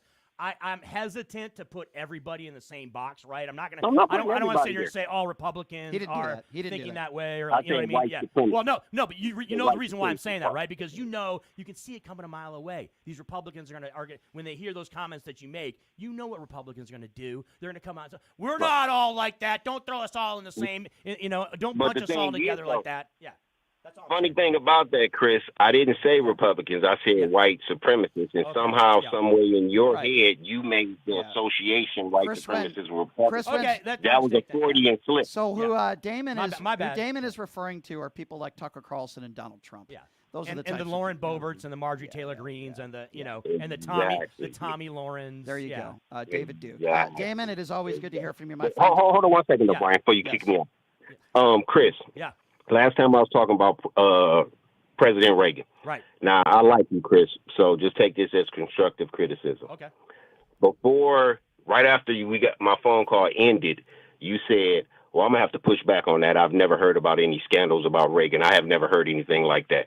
But if you just do a simple Wikipedia search, you'll see that his administration had the most indictments, arrests, whatever it is. But the thing is, if I'm going to say it, Chris, I know it. I'm not going to say it on this radio without knowing it. I'm not criticizing you. Look, Dave, here's the deal. Hold on. I'm just saying you gave it pushback. You said I have to push back against that. Go back and listen to it. Well, look, I'm going to push back again. I have to push back. It's somebody that's listening that goes, yeah, I agree with him too. And they won't even take the time to do the simple Google search because Chris pushed back and they respect Chris' opinion. Okay, well, let me be very clear. Let me be very clear, first of all. I did not support I was, by the way, this isn't like a history thing. I was alive, okay? I was a teenager when Ronald Reagan was president. When I was referring to I was not aware of scandals when it came to the Reagan administration. I was alive. I was living in Michigan. I was a teenager in Michigan, and so I wasn't trying to portray it in a way where, oh yeah, like I am on board with Reagan. I did not support Reagan at that time. I was a Democrat. I was a budding Democrat. I was a budding Democrat, is what I'm saying. No, well, let me finish, Damon. So also, I don't want it to be perceived as if I was supporting any. You made your point. Yeah, I didn't know we exactly. Can move on now. Well, time out. Well, let me finish. I know you want to keep rushing through. So I was not. Oh, but yes, when I was alive back in the '80s, okay, as a teenager, I was not aware of any scandals when it came to the Reagan administration on a level, a lot that has been happening in more recent years with other recent presidents. I guess that's the way I should rephrase it. Yeah. That's because all news was Fox News back then. Exactly. Well, there was much more limited media access. I'm glad we cleared that up. I need to clarify that, Brian Shapiro. Yes, I need to clarify that situation. Damon, always a pleasure to hear from you, sir. I appreciate the call. Got to move on to some other callers. Thank you. Thank you. 702-221-7283 is the number to call. We'll take a few more calls, then we'll go to break. Let's go to Danny. Danny is next up on Pushing the Limits. Hello, Danny. Hey, how's it going? Good. What's on your mind, my friend? Not much. I'm just watching a lot of TV, seeing like everyone talking about the border. I just want to know, is it really a problem, or is it? It's definitely a problem. Is it a political talking point? I don't know. So good question. I think it could be a little bit of both, but here's my best response I can give you, and I'm going to be honest. We've had issues at the border since I've been alive. I'm 43 years old, and before that. It's been a crisis for many, many years, including under the George W. Bush administration, and it is a crisis. And the reason why it's a crisis, there's a number of different reasons why. Number one, let me be very clear, and I'm not going to say the types of things ever that so many MAGA Republicans say. The overwhelming majority of these people coming into this country undocumented are good people. They are not bad people. Yes, of course, there's going to be a small percentage of people coming in here with very bad intentions. We don't want those people in this country. So I think we have to find some middle ground, and that's what Joe Biden and some of the MAGA Republicans did in putting this bill together that the MAGA Republicans refuse to pass. So I believe if you're undocumented in this country, there should be some sort of pathway to citizenship so long as you haven't done anything else illegally while you're here. I do not believe that if you are in this country undocumented that you should be receiving $5,000 Visa cards. I don't think you should be allowed to have a driver's license, but if you go to the hospital, we are a country that should care about people, and you should be able to get taken care of. With that being said, I do believe that Republicans certainly want to blame Joe Biden for anything and everything when it has any problems when it comes to the border.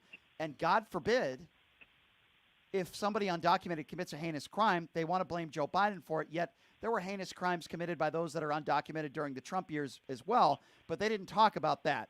So I think it could be both, to answer your question. I think, yes, a lot of people play politics when it comes to the border, but there are issues at the border that need to be taken care of, and that's why Joe Biden and the Democrats sat with some of these Republicans. They put this border bill together. It's not perfect, but Donald Trump picked up the phone and talked to Senate Republicans and said, don't pass this unless it's perfect, because he doesn't want Joe Biden to look good. That's the best way I can answer your question. All right, thank you. That was pretty well thought out. I just want to. Sure. You got it, my friend. And here's another thing, too, right, Brian? And a caller brought it up earlier. Some people, a lot of times, people want to give more credit or less credit in certain situations, right? Mm-hmm. The President of the United States, okay, is not responsible completely for the situation at the border. Donald Trump was not completely responsible for the situation at the border. I agree. And you can go back to every president, okay? It is a American problem that has a lot of there's a lot of things that need to be dealt with respect to that problem. Yeah. And it's not necessarily, it's the Democrats' way as to why the border is what it is, or it's the Republicans' way because of how the border is in a situation. It just happens to be a social dynamic that we have to deal with, right? And a problem that has to be addressed in real time, and people want to assess blame, and that doesn't necessarily solve the situation when you want to just assess blame to one side or the other. By the way, in the deal. Chris, you might be interested to know, somebody on social media says, Julie wants to talk. She said you blocked her. She misses you lots. I'm sure she misses me lots. I did block her because she was getting annoying and infiltrating. It was a bloodbath. She was infiltrating my messenger, and she was bothering me, so I just decided to block her. 702-221-7283. I never said I was afraid of Julie. I'm just annoyed by her, and I don't want to talk to her anymore. Let her husband deal with her. He sounds like, as Trump would say, a beauty as well. 702-221-7283. Let's go to Bonnie. Bonnie's next on Pushing the Limits. Hello, Bonnie.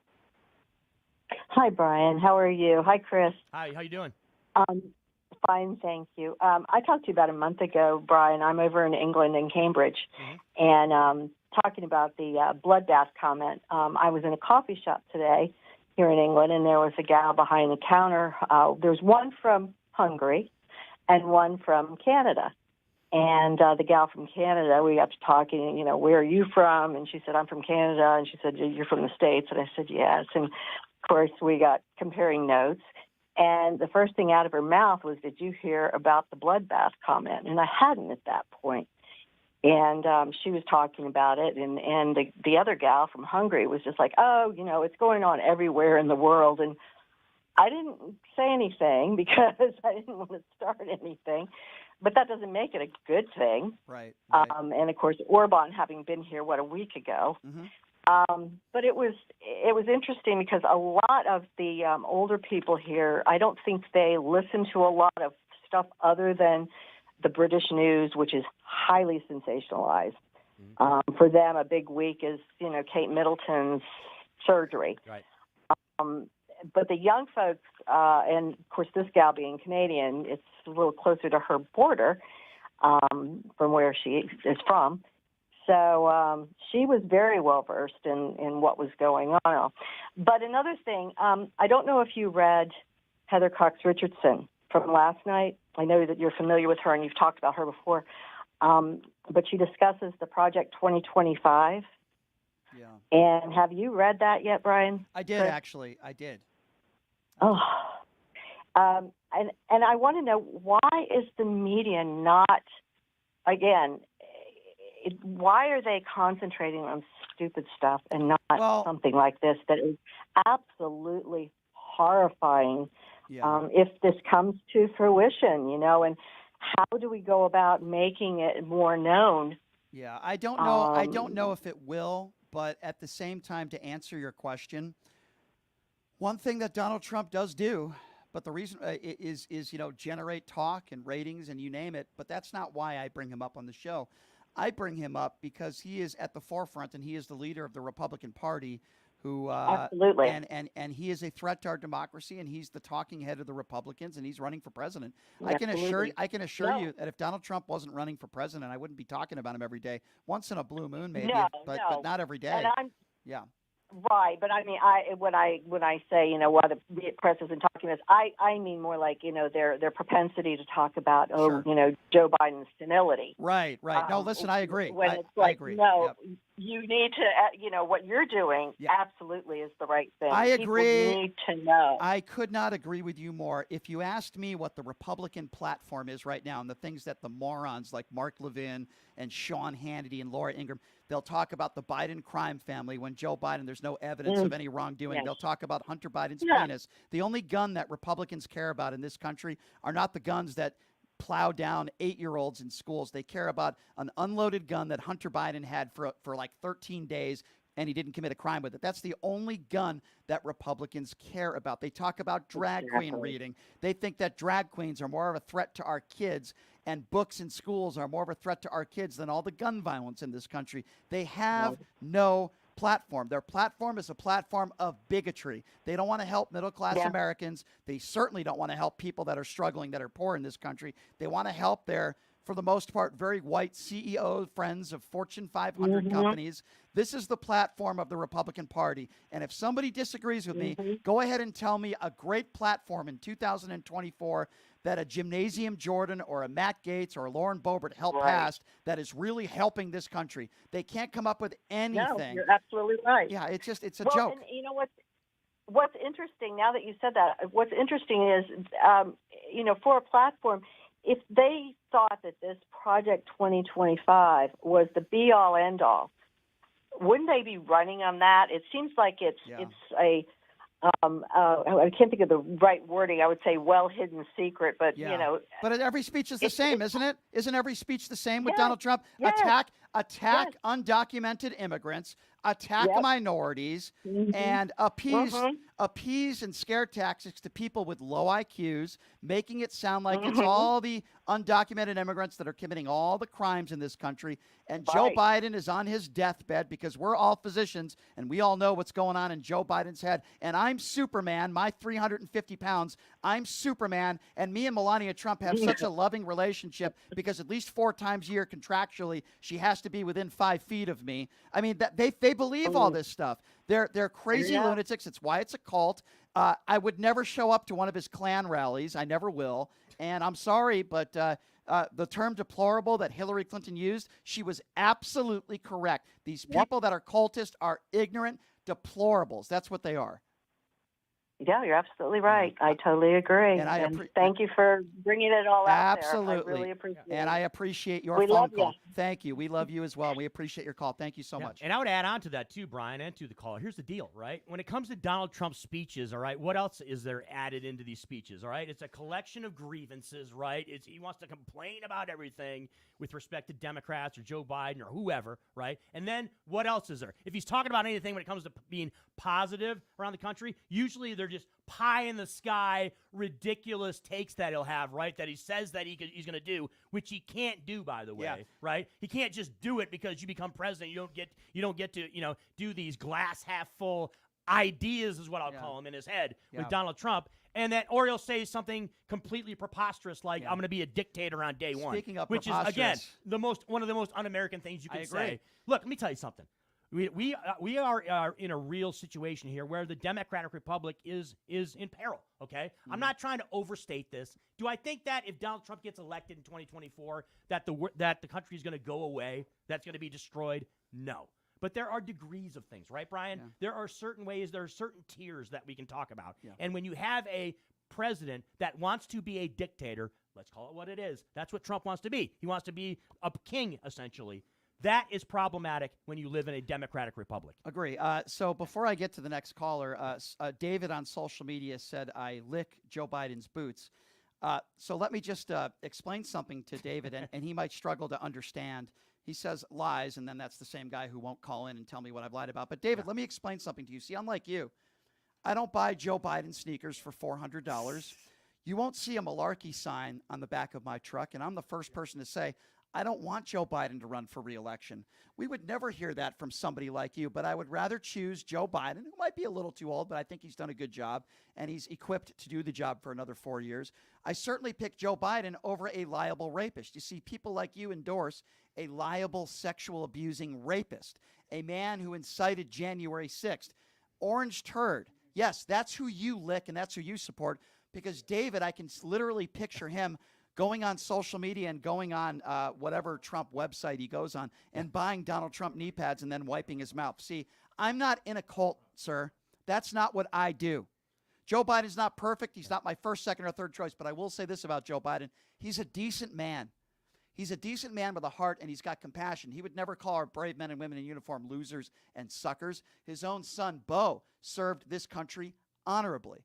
So, David, I don't lick anybody's boots. You're the one who wears the Donald Trump knee pads, so I wish you good luck. Make sure you have paper towels and wipe your mouth, deplorable. 702 Shapiro, 221. correct me if I'm wrong, but you're not sporting any Joe Biden T-shirts. No, I'm not. I don't see a Joe Biden poster behind you here in the studio in any way, shape, or form. So Get out of here, you cultist. It's a different deal, man, Yeah. when it comes to Yeah. you Trumpers Yeah. with Donald Trump and those of us Democrats when it comes to Joe Biden. Yeah, get out of here, you cultist January 6th insurrectionist, you. 702-221-7283. All right, should we take a MAGA caller? We can take whatever we want. All right, why don't we do that? Let's go to JD. JD is next on Pushing the Limits. Thanks for the time, guys. Off up, the top JD? of my head, thanks for the time. Off the top of my head, I think it was Bob said, "What have the Republicans done in the last 50 years?" Mr. Nixon started the EPA to clean the lakes and the rivers. He was talking about the question wasn't about what just all due respect, JD, the question wasn't about what has a former Republican or a former president done for the environment. The question was specifically about jobs and about those, middle class people that are working and not making gazillions of dollars. That was the I thought it was about what the Republicans had done for the country. He said what the Republicans have done good for the country. And then he talked about Well, those let me just go on, if I may, just to educate Bob, maybe. He he ended the Vietnam War. He saved Israel during the Yom Kippur War when they were attacked by about 5 or 7 Arab nations. He told Kissinger, give them everything they need. He started affirmative action.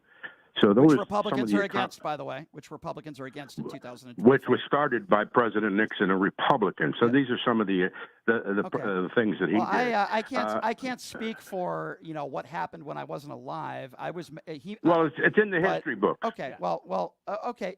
I would never go on this radio show and say a Republican has never done anything to help somebody policy-wise. I've never made that statement, and I never will. But I will say this: in 2024. I can speak to today, JD, and correct me if I'm wrong, if you're not one of them. There's not many Republicans out there today that are for affirmative action. So while you can go back to the Nixon days, I try to focus on what's going on today. And I know you were referencing to Bob's phone call. Yeah, he was. That's what he was doing. But I like to focus on what's going on today. And JD, you can tell me if you disagree with me or you think I'm wrong here. The overwhelming majority of Republicans, policymakers that are in office today, they're against affirmative action. They are against doing anything extra. I don't think you can get any Republican on the record for that. You don't think I can get any Republican on the record? What are you talking about? I don't think any Republican would say that on the record. Donald Trump has affirmative said action. on the record in multiple interviews, you can Google it if you don't believe me, that he is not for affirmative action. Vivek Ramaswamy is on the record saying he is not for affirmative action. Tim Scott is on the record as saying he's not for affirmative action. So you actually have black Republicans. And so is Larry Elder. Well, yeah, Larry Elder is again somebody who abused his wife, and he's not even in office. So now, if I could just add a few other things, it's a nice conversation for a change. Regarding Damon, when I believe quote me if I'm misquoting him, Biden is a Negro lover. Did he say that? Well, he said that he's perceived that way by white supremacists. Can you name me any So other? like deplorable people, right? White supremacists would perceive Joe Biden, not just Joe Biden, anybody that's a white person that that would be for African American interests in America. He and that's the way they're He viewed. and Barack Obama had one of the most diverse administrations in the history of this country. Meanwhile, Donald Trump, I would imagine somebody who you still support, had the whitest administration in the history of this country. Joe Biden picked his vice president as an African-American lady. Joe Biden has more minorities, including, by the way, the press secretary, more minorities in his administration than arguably any other administration besides Barack Obama's administration. So I don't use that term Negro lover, but I will say this, Joe Biden is for adversity far more than any Republican president that has ever been in office. Those aren't opinions, those are facts. But JD, what's your point though, JD, about the call with He Damon? must have had a very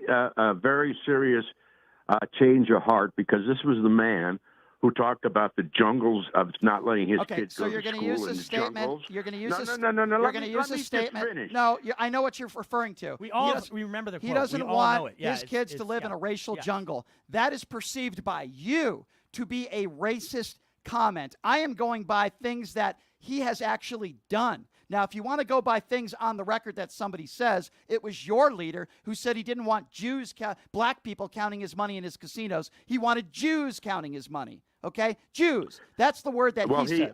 He also did the eulogy for KKK leader. Yep, Robert let's talk Byrd. about that, because that's another right-wing talking point. Let's talk about Robert Byrd. Well, that's what he did. It's I on know, the record. and you know what else is on the record? This is something that you're probably ignorant to, but I will educate you, since you want to educate my callers. Didn't Robert now I'm change his going to educate you, JD, and that's what I'm getting to, Chris. Okay. It was Joe Biden who spoke to Robert Byrd right after he was a Klansman and changed his life and changed his way of heart. There are black people in this country that actually become friends with Klansmen and change their hatred. And by the way, Byrd actually talked about that. It was publicly. It was Joe Biden who reached out to him and changed his ways and changed him as a human being. I only wish somebody would do more of that to so many MAGA Republican racists out there, and you want to turn that into a bad thing. Oh, Joe Biden, he was a friend with a Klansman. He likes the racist. No, JD, I'm educating you. Byrd is on the record. Prior to that, he got his education from Senator Stennis, Senator Fulbright, all Southern racist Why are you not Democrats. addressessing what I just said? Why are you? Won't you ignoring it. acknowledge what I just said? I'm not familiar with You're it. not familiar so there's with it. context Okay. with Robert Byrd is what the point that Brian's trying to make. There's context, JD, involved there. Okay, and Well, look, if he's- and you're if kind he- of if and JD also. Let me finish, JD. I'm just talked literally for like 5 seconds. Okay, calm down. All right, you're also trying to make this insinuation. Okay, that when Joe Biden's a racist too. Like you're trying to gauge levels of racism between Donald Trump and Joe Biden, right? And trying to say, oh, well, Donald Trump may be a racist, but Joe Biden said this, and Joe Biden supported this, and Joe Biden did this and that. So, let me ask you a question flat out, JD. When it comes to the racial scale, I guess we'll call it, right? Do you think you honestly believe that if there was any type of scale, which there really isn't, okay? Because people are racist, they're not racist, really. But do you really think that when it comes to racism that people think Joe Biden is more racist than Donald J. Trump? No, I don't, because the media has portrayed him as something that he's not. You think, career. you think that's a media portrayal? question You think it's a wasn't about media the portrayal? media. Yeah, I asked you a question yourself. I want your personal opinion. Do you think Joe Biden is more racist than Donald Trump? I don't think Trump is a racist. Okay, so then the answer is yes. You think Joe Biden is more racist than Donald Trump? You're, right? I guess. you're asking a question that's almost impossible What do you to mean? answer. It's not impossible. It's not It's impossible very- at all. My answer would be this, JD. Now I'm getting animated. JD, my answer is absolutely. Slow down. I'm actually. We I slow did slow down down enough for Trump supporters. I will Don't answer the worry. question myself. I'll answer the question that I asked. Yes, I think Donald Trump is more of a problem when it comes to being racist than Joe Biden is. You can rephrase it all you want. If Trump is a racist, how come during his administration the more black men got more jobs with higher rates of pay than under the previous Obama administration? What about right now? What about right now under the Biden administration? He's not the president right now. Joe Biden is, though. So I just want, if you want to make Yeah, compare, because we're but, talking about not Barack Obama.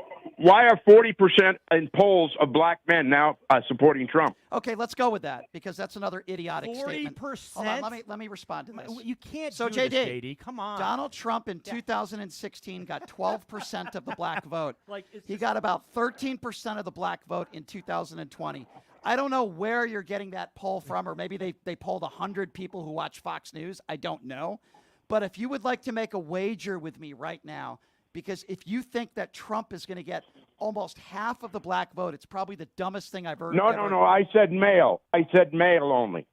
Okay, so I didn't say the entire women. Gotcha. I Okay. said only 40% So, JD, of black males. So, JD, black people, not just males, but black people, Trump got less than 15% of the vote, and I guarantee you. I understand that. I agree. Okay, I agree. So men and women. I'm not focused on male or female. I'm talking about now how the polling of black males has changed towards Trump because of what they experienced under his administration as far as jobs and wages. Gotcha. So the jobs, black people and white people have the lowest unemployment rate in 50 years. JD, did you forget about that?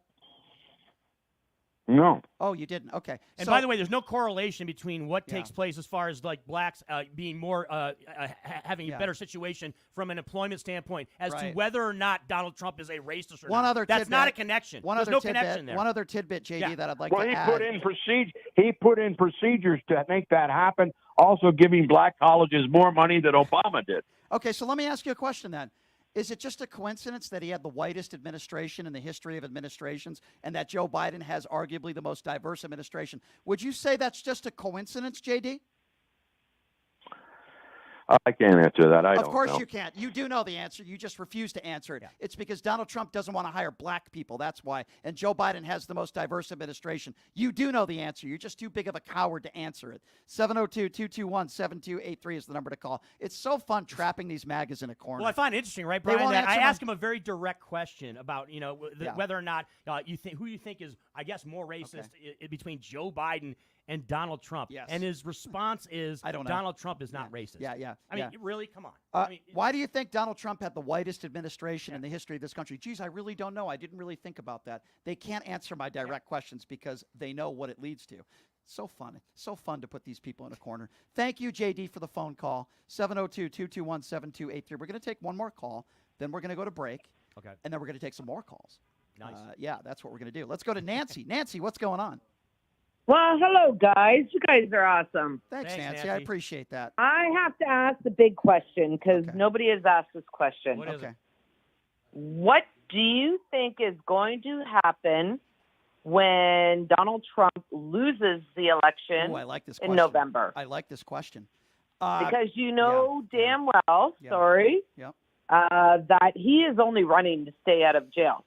Prison. Good question, Nancy. We're both going to try to answer this. Let me take a shot at it, Chris, then you go. Absolutely. So I think he's going to cry foul. He's going to do exactly what he did back in 2020. He's going to do and say everything he can to show with no evidence proven that the election was stolen and the Democrats cheated. He's going to continue to hold rallies. What I'm worried about is I think he's going to incite violence. I think there's going to be violent acts that are going to take place. I think it's going to be really bad. And this will all happen at a time where he's facing and continues to face all these legal challenges. With all the stress, he might drop dead. I mean, I don't know. I'm just throwing that out there. Well, and you know what? And I'm a firm believer right now. Like, I'm Canadian, and I have been watching U.S. politics since Gerald Ford.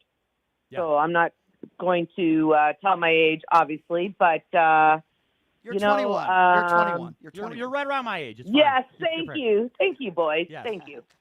But you know what? I have never in my lifetime seen this kind of BS. And it doesn't matter what he says, and he incites violence. Sure. And this time, like, I'm really, really crossing my fingers that he does lose the election because if he does, and he does try to incite violence, he's not the president. No, you're absolutely right. I want to give Chris Biden can enforce, and Biden can have him arrested. And yeah, you're right. He's going to try for retribution if he becomes president. If he doesn't become president, he really doesn't have much power at all to really do anything other than maybe do what he can to try to stay out of jail with whatever money he has left. Nancy, I appreciate your call. I want to give Chris an opportunity to answer your question, but I do appreciate your call, Nancy. Thank you so much. Yeah, my answer to the Thanks, question guys. is this. I'm a little Thank bit you. more subdued than Brian is when it comes to what's going to happen as far as chaos or anything like that. Yes, will there be thousands of people that will probably embark on Washington, D.C. and try to reignite something like January 6th? Maybe, but it's not going to happen because we have experience when it comes to that type of situation happening. So I don't think it's going to be anything that elevated. I do believe that when it comes to Donald Trump, when he does lose in 2024, later on this year, he's going to be, and the reason he's going to lose, in my opinion, the main reason is because of all this legal firestorm that is surrounding him right now, and it's going to lead right up to Election Day. That's something that, even some of them, and the people that he's going to need to win, which are, moderate voters, independents, suburban women, are going to have a real issue with the legal jeopardy that he has going forward.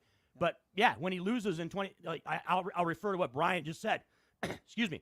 He's not going to have any power with respect to having any opportunity to pardon himself or pardon anybody else. He is essentially going to face the music when it comes to all the court cases that he's going to be dealing with, and he's going to, for all intents and purposes, be irrelevant on the political spectrum because he won't be able to run again, or he won't run again because he'll have lost 2 elections in a row. And he's responsible for Republicans losing every election since 2016, 2018, midterms, and beyond because of him personally. So he's going to be irrelevant from a political standpoint. Well, let's be very clear here before I go to break, and we'll take some more phone calls on the other side. The face of the Republican Party and the Republican nominee for president of the United States, who so many MAGA Republicans, they all support him. He is a bloodbath, liable rapist. That is the person who is the face of the Republican Party. Let me just repeat that one more time. A liable rapist. Oh, but Brian, it was sexual battery. It's not rape. Well, if you actually read the actual real evidence in the case of what a jury decided he did do, I think most people would characterize it as rape, including the judge. The leader of the Republican Party today is a rapist. Just let that sink in for And a let me moment. add on to it, Brian. He's also supported by millions of delusional Americans who think he should be the president of the United States. Yes, and guess what? Almost 7 out of 10 Republicans, when asked in just about every poll, believe that Trump won the 2020 election, which means that 7 out of 10 Republicans are idiots. We're going to take a quick break. Before, I want to tell you guys about my good friends at Jackson's Bar and Grill, located at Flamingo and Jones. Probably some of the best food I've ever had in Vegas, and it's a bar. It's incredible. Great gaming options there. I know Chris likes to play his caveman Keno over there. I play a little bit of video poker. I've hit some jackpots there from time to time, and they have some great promotions too. Mention the name of this show, Pushing the Limits. You'll get taken care of over there. Jackson's Bar and Grill, located at Flamingo and Jones. Please check them out and tell them I sent you. We'll take a quick break. We'll take some phone calls on the other side. I believe we have one phone line that's open right now, 702-221-7283. We'll be back after this. You're listening to Pushing the Limits right here on KSHP. My name is Hunter Kane, and I'm talking with you for a call to action for our veterans in Clark County. Who is Hunter Kane? Well, I'm a decorated combat veteran, veteran community leader, and candidate for Clark County Commission. Do you know no veteran has served on the commission in nearly 30 years, which is why our veteran homelessness, unemployment, and suicide rates are out of control. So here's the call to action. June 11th, vote veteran, vote Kane for Clark County. Let's rally behind someone who's been in the trenches, who knows the sacrifices, and who's committed to making a real difference. Join the campaign by searching Elect Hunter Kane on social media or go to www.electhunterkane.com. Voters want safe gun reform, ban military assault weapons, including AR-15s, have universal background checks, and red flag laws. I am Eva Chase, a candidate for Nevada State Assembly District 16, U.S. Air Force veteran, college graduate, progressive independent candidate, fully transitioned transgender woman, former lieutenant governor candidate for Nevada in 2022, where I received 7,212 votes in the Democratic primary. Follow me on Facebook, X, Instagram, TikTok. Donate to my campaign Bot Fun account and stay progressive. Who would have thought there'd be so many kids playing ice hockey in the desert? Jake Helb's Hockey Foundation and the Las Vegas Ice Warriors, founded by Gina Yousafzai 8 years ago, made it possible for families who can't afford the equipment and fees. Donate today at www.hockeyforkids.org and help us continue making a difference. Join us in supporting Jake Helps Hockey Foundation and the Las Vegas Ice Warriors, where every kid gets a shot at the starting line. Just a reminder, our website is www.hockeyforkids.org. Residents of Las Vegas Ward 5, are you ready for a brighter future? I would like to introduce myself, Dr. Erica Smith, your people's choice for City Council.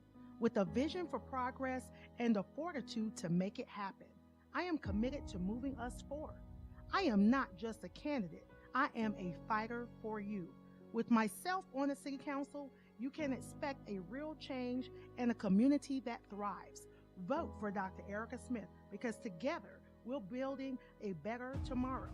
To learn more about me and my campaign, go to www.ericaforlasvegas.com, paid for by the Vote Dr. Smith Committee. Did you know that 99% of air conditioning issues start with airflow issues? Well, guess what? Pioneer Air has your back. They've been operating for 20 years in the industry within the Las Vegas area, large enough to handle all your air conditioning and heating needs, but small enough to know your first name. Pioneer Air focuses on preventative care, much like wellness checks for humans. They believe in wellness checks for air conditioning and heating systems to extend the life of the system you own. So what are you waiting for? Schedule your wellness check with Pioneer Air today. The number to call is 702-831-4840. Here's the best news. Mention this ad and you'll receive 10% off. Call Pioneer Air today. 702-831-4840. That number again, 702-831-4840. All right, welcome back. It is Pushing the Limits on a Monday. Thank you so much for joining us. How about this? We got a listener who says they're watching live from Ghana. Nice. Well, that's nice, but then says, I think Trump is the best man to lead America. So that's not nice. That's a terrible take. I do appreciate them listening. 702-221-7283 is the number to call. Let's go to Fernando. Fernando, what's going on, man? Hey guys, good show. First off, Michigan State doesn't belong in the tournament. And the that was UNLV BS. Rebels, You're referring to some other shows around the town, right? Where they were absolutely harping on that. That is complete nonsense, by the way. They're a number 9 seed. They're a number 9 seed. They're just giving the old man a chance. Yes. They're just giving the old man another chance for last hurrah. And the UNLV Rebels, Kevin Christian, they suck. They're Take down horrible. Princeton, baby. Knock the Tigers out of the NIT. Let's do it. Yeah, right. Let's see it. Yep. Yeah. Okay. Anyway, good show. Bloodbath. Trump supporters are delusional people. Have a great day, guys. That was a quick one. Thanks, Fernando. 702-221-7283. Let's go to Carl. Carl is next on Pushing the Limits. What's up, Carl? Yeah, Brian, Chris. Listen, I got a laugh. I was listening on the beginning of your show. You had, I think his name was Patrick on. Yes. You had a problem with. Aga Patrick. Well, Well, I listened to him for a while, and I've diagnosed him with a bad case of Alzheimer's disease. I think he ought to seek treatment. He better look and seek treatment. I thought he was for a that. historian. I thought he was a historian. Patrick, that was a professional Yeah. opinion right there. That's somebody that's in the field that was diagnosing you, sir. Yeah. Not just some random person. Yeah, he's definitely Alzheimer's problem. No doubt. No doubt. But the other end of the thing is that if you notice, I mentioned it before, Trump, all he does is, as far as dictators and autocrats and whatever, compliments them over and over and over again. He loves. Oh, yeah. He loves them. Carl, we know that. And, we talk about that every day, and he's going to continue to do that, Carl. I got to get to some other callers. I'm up against the clock, but I appreciate your call, and you're right. Let's go to David. David is next up on Pushing the Limits. Hello, David. Hi. Since you want to sit there and say that I'm a MAGA supporter, although I'm not, and MAGA actually isn't that necessarily a bad thing. It's really just making America great again like it used to be. When But was whatever, you America guys great? have- David, when was America great? Well, let's see. Back when Clinton was first in office, he actually did a very good job. See, I was originally a registered Democrat. I only changed my registration not too long ago. Originally, actually, back when Trump was first running, I actually voted for Bernie, believe it or not. Gotcha. So there's that. However, I will say, Go ahead. I will say, the problem with this whole thing, okay, one, you want to say that Trump is a racist. Okay, cool. That's why he gave $255 million to most black colleges, historical black colleges, in his term. So wait, hold on. I counter that by saying we give reasons why we think he's racist, okay? Because of statements he's made. There's, No, hold on. Look, I'm going to throw. If you want to throw out facts, I'm going to throw out facts too. You might not like my facts, just like I don't like some of yours, but it does not give you the right to overstep my facts. But hold on. But I'm not about hold me on, liking Chris. facts or not. It's facts not about are facts. Yeah. It's not about overstepping. Listen to what I have to say here. It is possible that you could do nice things for black people and still be. Hold on. Well, you're okay. Hold on. Let me give you the scenario. Hold on. No, hold on. Let me give you the scenario. Let me finish Trump my sat sentence. there and said to Charlemagne, if you aren't if you have a problem voting for me or Trump, then you aren't black. If Trump said that, you know here's the damn difference. well Okay, let me CNN, finish. MSNBC, I'm not and CNN. you I'm not all okay, over it. Okay, first of all, here's something that Joe Biden did, which you're leaving out, that Donald Trump never does. He apologized, and he acknowledged that he was wrong for making that statement, so that we can just throw that to bed. Number two, I didn't finish my sentence. If somebody, I don't know, works at a soup kitchen and donates their time and then they rape a child, are you going to defend them too? Donald Trump has done some policy things and has helped black people by policy, but he's also had, and hold Biden on. sniffs children. What's the difference? Okay, what's the difference? Okay, so first of all, let me respond to that ridiculous statement. You make the case because Donald Trump holds a child, or you think Donald Trump, or Joe Biden, I'm sorry, you think Joe Biden is, you're making the reference that he's a pedophile. Is that what you're saying, sir? Well, guess what?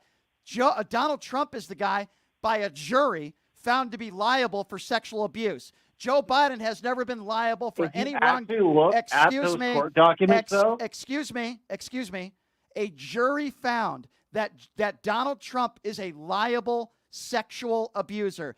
No courtroom, and there's no evidence that Joe Biden is a predator or a pedophile. So you want to talk about destroyed. You just got destroyed. You want to talk about in real facts. time. You want to talk about facts. I just gave you one. A jury of Donald Trump's peers. We have morons like you who, with all due respect, who call into this show and you want, Joe Biden sniffs kids. Buddy, hey buddy, is that all you got? Let's go off the bloodbath thing that you're trying to go off of. And by the way, you said the comments that Joe Biden made to Charlotte. I'm not gonna hold on. Get off my show, you sniffing turd. You also talked about the comments that Joe Biden made to Charlemagne the God, right? Yes, if Donald Trump made those comments, it would not shock anybody because it's Donald Trump. Yeah. Nothing would happen to Donald Trump because Donald Trump's made comments like that multiple times, and you MAGAs or Republicans don't care, and you still support him, even though he's made those comments. So, yeah, if Donald Trump said it, it wouldn't shock anybody. Yeah. At Again, all. I go back to what I said earlier. You talk about Joe Biden sniffing kids, you doofus. Donald Trump is the guy that's a liable sexual abuser, and yet you can't spell the word fact, dope. Let's go to Nathan. Nathan's next. What's up, Nathan? Hey, Nathan. Hey, thanks for taking my call. I'm just calling specifically about the Jean Carroll thing. Okay. Because they brought back 100-year law to allow somebody to sue somebody civilly. He didn't get his day in court. He wasn't. Yes, he wasn't charged. Yes, he did. 30. He did get his day in court. Let me just finish. He didn't get his day in court 30. Just let me finish, please. 30 years ago. She didn't accuse him. Ago, she didn't accuse him 30 years ago. Neither did Bill Cosby. You don't think Bill Cosby's a rapist? Right. I've got 1 minute left of the show. There are dozens and dozens of. Let me finish. If he was able, if said he had a chance. Pot him down. You just said he didn't have his day in court. What the hell are you talking about? A jury of his peers. He had attorneys. They were bad attorneys, but they were his attorneys, and a jury found that he was liable for sexual abuse. By your standards, Bill Cosby's not a rapist either because it happened 30 years ago. Let me finish. No, I'm not going to let you finish. By the way, from what I checked, it was Donald Trump that was finished in 10 seconds after he spent some time with Stormy Daniels, you dope. Chris, what else? Go ahead. Hey, it's been a spirited debate without question, right? And what's crazy, right, is we've done most of the show focused on basically a couple of phrases in Donald Trump's one speech over the weekend. That, my friend, is how you do radio, baby. We had a good that's time, top notch Chris. right there. We had a good time. Wow. Hey, I want everybody to follow me on social media if you can. My YouTube page, subscribe. It's free. Put extra content up there every day at PTL Radio Show. At PTL Radio Show. I'm on TikTok, battling the MAGAs every day. Okay? I'm doing that every single day. And, of course, the Occupy Democrats Facebook page. Click subscribe. It's only $5, cup of coffee. You are supporting what we do here. My YouTube page, again, is at PTL radio show. And I always appreciate Chris Wynn joining us in studio. I kind of lost my voice today, yelling at some of You these got amped maggots. up. You get amped up every show, but I have fun. a little bit extra today, my friend. Not gonna lie. He didn't have his day in court. Oh, really? So where did the defamation suit that he lost come from? Funny, I thought that was in a courtroom. Thanks for joining us, everybody. What will we do tomorrow? Well, you'll have to wait and see. We always have fun on this show, and we cover all the breaking news that's happening. We'll see you tomorrow, same time, same place. Have a great day, everybody. Love all of you.